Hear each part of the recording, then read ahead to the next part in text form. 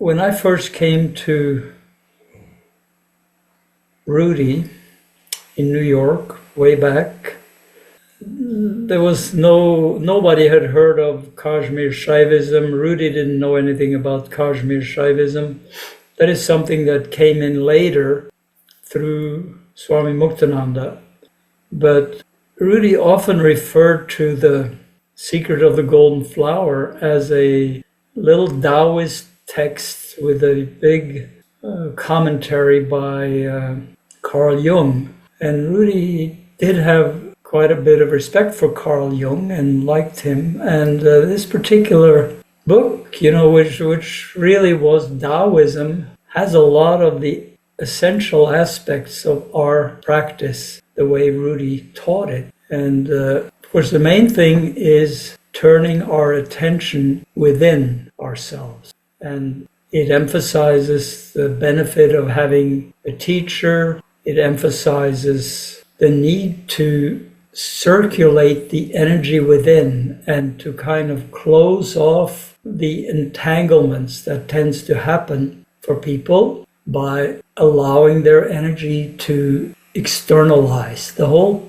principle in this form of Taoism is that, you conserve your energy and circulate it within your being so that it can gradually a spiritual being. You're investing in the eternal aspect of yourself, and the Tao simply means the one or the way. So it is the one with nothing above it. It is the ultimate, if you want to compare it to some of the language of other traditions, like Kashmir Shaivism, it talks about, of course, the self with a capital S, which is the same as the Tao. If you reach a sense of oneness within, then you have immersed yourself in the inner self. And the same thing is true if you are using a Taoist practice, which in many ways, our practice that we took from Rudy is just as much from that tradition as from anything else. I mean, the main inspiration for Rudy, of course, was his personal connection with Bhagavan Nityananda. But he also had nothing to do with Kashmir Shaivism or tantric texts. He was more, in a way, Vedic, the ancient tradition. And but basically, Nityananda, of course, was just a totally powerful, beautiful presence of total surrender. So the main thing, that we are doing in our practice doesn't really change from anything I've said before, but I think it's nice to know the importance of this source of our practice, because it was very important to Rudy, and it basically, focuses on closing off your leakage. I talked about it in very practical, earthy terms. Plug the holes in your bucket, And this is what this tradition says very clearly. You've got to not allow your energy to bleed out in all these entanglements.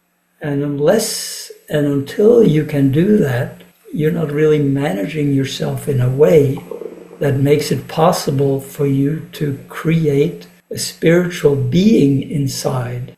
First it has to be and I'm not saying many of you have reached places. I'm not saying anything critical, but I'm just saying that in order for this to really go far, you're supposed to be able to invest so much in your eternal inner being that you create a presence there that can rise above yourself. The way we have worked with the astral travel, and the way Rudy was going towards the end of his life with, going into what he called the advanced work, it's basically being able to take what you have gathered inside. You have kind of an embryo that happens, that is created in the solar plexus. And you can feel it when you've gathered and held on to your energy enough. That is a stage where gradually the energy catches fire. And you can use the Kundalini language with this. It works the same way, but this is not any different. And when you catch the fire, inside, then it's a matter of really committing to nurturing that fire. You've got to feed that fire until the baby, the being of spiritual eternal nature that is forming in you can rise to the point where it has an independent presence, and it can be vibrating beyond your physical body into the time after you're gone. And this, for me, is a very good prospect. Why not be so steeped in that Tao, the Tao of life, the one where nothing is above it? And you take all of your lower level stuff and use it as food for nurturing this being that is forming inside yourself. Now it talks about circulating the energy. Of course, we all know what that is about. There may be some variations in the breathing, when we circulate the energy, when we do the circulation breathing, we think about down the front, up the back. But actually, as you're doing the double breathing, as you're bringing your attention into your heart and lower chakra, and then as you exhale slowly, before you do that exhale, you feel your energy, or you release the energy in the base of the spine so that it can rise to the top of your head. So there may be subtle differences, but the main thing is the intention and going through, allowing these various stages to take place. I mean, it talks about gathering the light, being centered. This is similar in some ways, to the Kashmir Shaivite stages of practice, where in the beginning, or one stage is to really focusing on discipline. Discipline, discipline, discipline, discipline, discipline. Self-discipline. Nobody else's discipline. Your discipline. Keeping your energy within yourself. That is first stage. And then the second stage, when you've gathered enough energy and you worked into your solar plexus chakra, and it's gathering there and it's gathering there and it starts to really catch fire, then you are relating to an embryo in yourself. And you have to be able then and willing and intent on nurturing that embryo.